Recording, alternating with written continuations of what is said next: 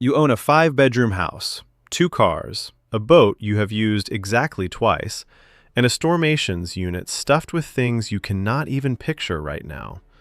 On paper, you are worth $1.8 million. You have the driveway everyone slows down to look at. So why does it feel like every single one of those things is quietly holding a leash, and the other end is knotted around your wrist?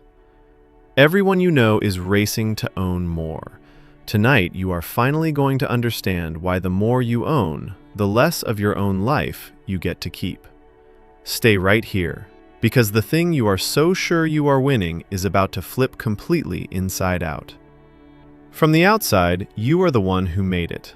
The big house on the good street, the second car nobody actually needs, the garage that keeps filling up until you park the expensive machine out in the weather. People walk in, do the slow spin, and you watch it land on their faces, that little flicker of envy you have honestly started to live for.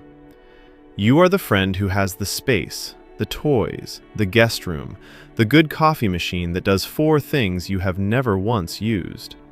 You bought the picture of the finished life, and from where they are standing, you are done. You have arrived. You made it all the way to the top of the mountain everybody is climbing. Here is the rule nobody read out loud to you while you were busy buying. Nothing you own is ever finished being bought. That boat needs a slip, a cover, fuel, a winter, a guy. The big house needs a roof, a furnace, a lawn, a tax bill that grows while you sleep. Every gadget needs a charger, an update, a subscription that renews at midnight whether you touched it or not.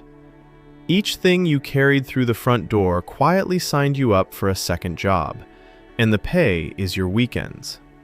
You thought you were buying freedom.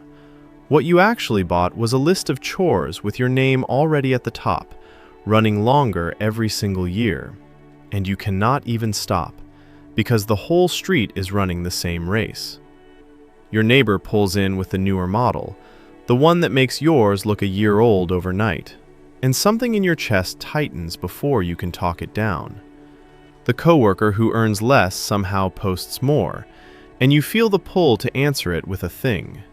Your own family has quietly started to expect the nice version of every holiday, because you are the one who has it. So you upgrade, you add, you trade the paid-off thing for the shinier thing with the fresh payment, and you tell yourself this is what winning looks like. Nobody mentions that the finish line moves every time you get close. Then comes the month it all comes due at once.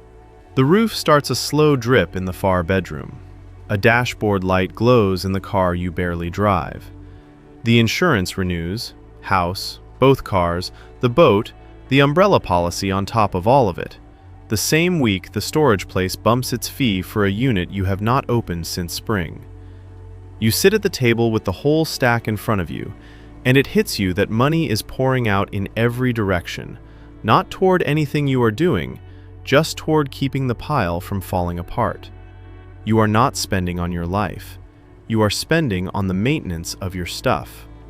So one night you get up and walk the whole house, slow, room by room, and you go looking for one thing, just one, that is actually fully yours. The kind of yours that answers to nobody, and you cannot find it. The house has a mortgage. The cars have payments. The boat has a lien and a slip fee. Even the small things have a plug, a password, a renewal date, a warranty ticking down.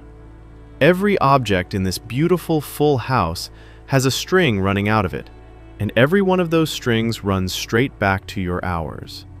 You stand in the middle of everything you built, wide awake, and you finally see the shape of it clean. You never owned any of this. You are the thing it owns. And that is the exact moment you think of the guy everybody quietly pities. The friend who rents the small place. One old car he paid off years ago. A short shelf of things he actually loves and nothing he does not.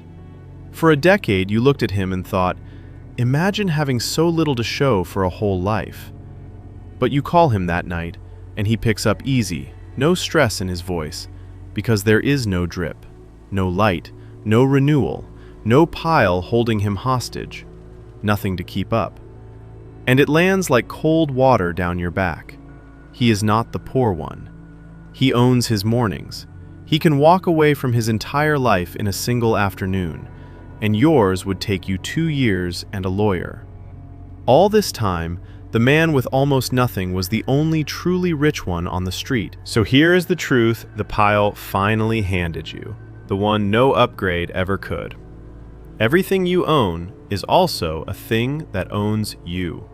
A little of your money, a little of your time, a little of the worry you carry to bed. And past a certain point, you stop collecting possessions, and they start collecting you. The richest person you know is not the one with the most stuff. It is the one with the least he cannot walk away from. So be honest with yourself for 1 second. If you had to list everything you own on one side and everything that owns a piece of your time and peace on the other, how much of that list would be the exact same things? And when did you last buy something that gave you back an hour instead of taking one? Tell me in the comments. If this one hit a nerve, hit like and subscribe.